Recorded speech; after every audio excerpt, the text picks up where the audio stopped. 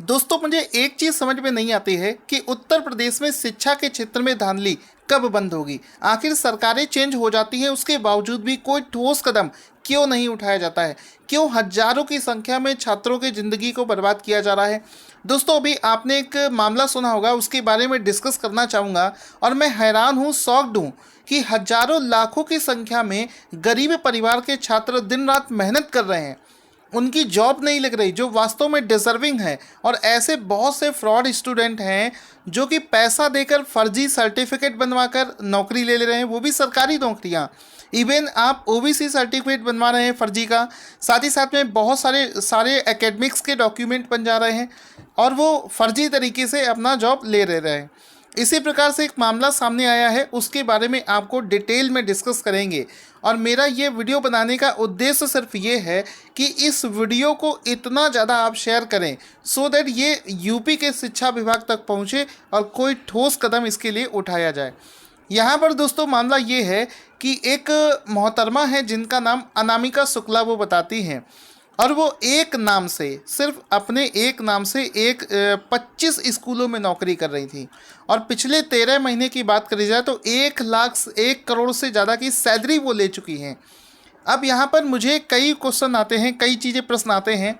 एक चीज़ समझ में नहीं आती है, हालांकि अभी उन पर एफआईआर हो गई है और वो पकड़ी भी गई हैं। दोस्तों, यहाँ पर एक चीज़ समझ में नहीं आती है कि अगर वो 25 जगह पर जॉब कर रही थी तो वहाँ पर जो अधिकारी थे, जो उस विद्यालय में जो टीचर, इसके अलावा और भी प्रिंसिपल या और भी अधिकारी जो होंगे, क्या वो लोग किस नाम पर किस व्यक्ति को सैलरी दे रहे थे?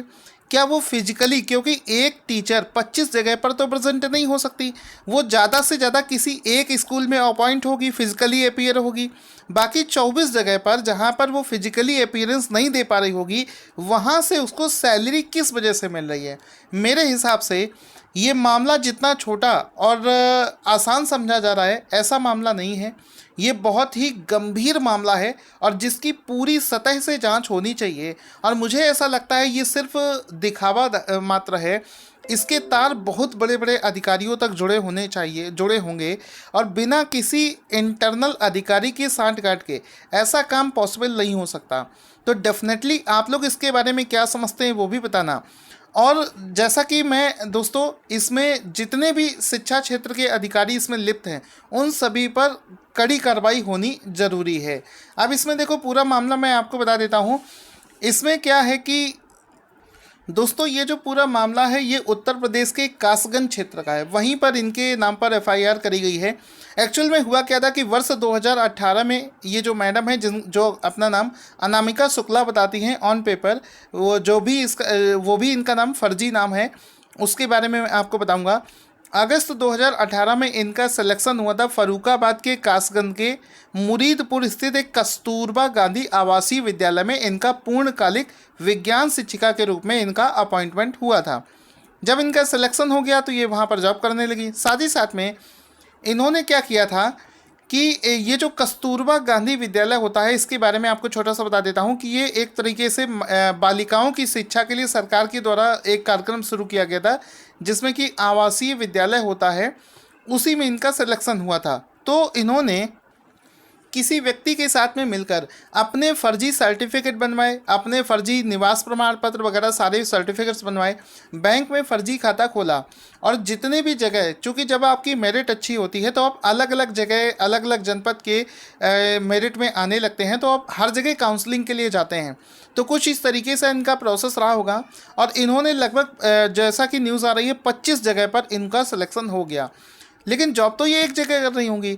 तो अभी रिसेंट में ये पकड़ी कैसे गई?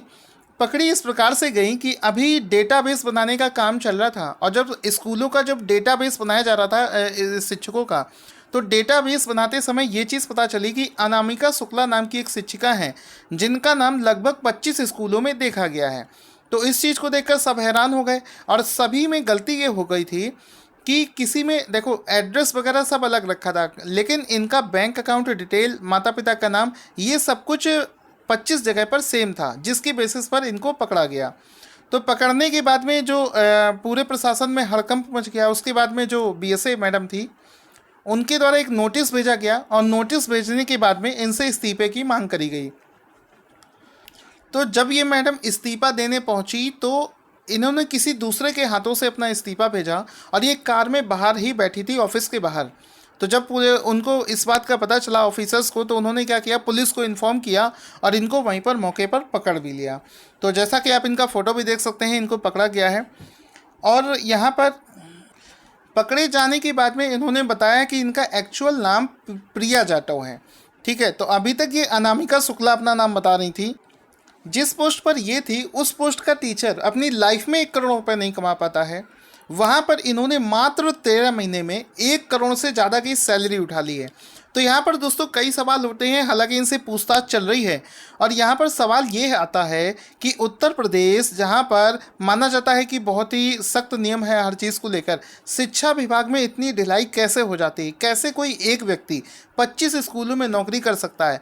और जो स्कूल का जो ऑफिसर्स होंगे वो इस चीज़ को नोटिस क्यों नहीं करते हैं? किसी भी टीचर की फिजिकल प्रेजेंस क्या मायने नहीं रखती है? तो ये ऐसे बहुत सारे सवाल हैं जो कि सभी के मन में आते होंगे कि आखिर ऐसा कैसे किया जा सकता है। यहाँ पर मैं ये सीधे कहना चाहूँगा कि इसमें बहुत बड़ा माफिया गिरोह इसमें शामिल है और इसमें बड़े लेवल पर बहुत सारे ऑफिसर्स मेरे हिसाब से इंक्लूड होंगे, तभी ये चीज़ पॉसिबल हो सकती है। तो आप लोग भी ज़रा कमेंट करके बताइए। साथ ही साथ में इस वीडियो को इतना ज़्यादा शेयर कीजिए सो दैट जितने भी बड़े बड़े ऑफिसर्स हैं जो कि इस मैटर में लगे हुए हैं वो सभी पकड़े जाएं, क्योंकि ऐसे बहुत सारे लाखों ऐसे छात्र हैं जो दिन रात मेहनत कर रहे हैं, उनका सिलेक्शन नहीं हो पा रहा है। और जो लोग मेहनत नहीं कर रहे हैं, थोड़ा सा पैसा दे दे रहे हैं, उनका सिलेक्शन हो जा रहा है। तो ये अब नहीं चलेगा। तो सभी लोग, जो भी स्टूडेंट इस वीडियो को देख रहा है, इसको ज़्यादा से ज़्यादा शेयर करें सो दैट सही चीज़ लोगों तक पहुँचे और इस चीज़ का निर्माण योगी सरकार के द्वारा किया जाए।